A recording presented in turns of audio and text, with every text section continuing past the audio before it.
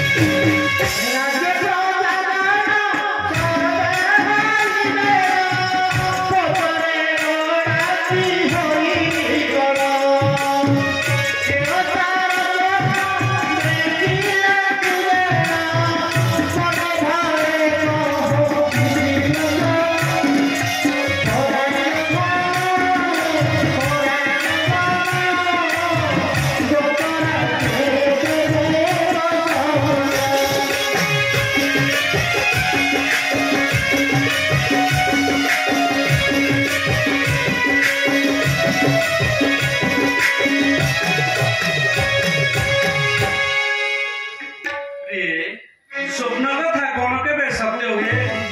ए सब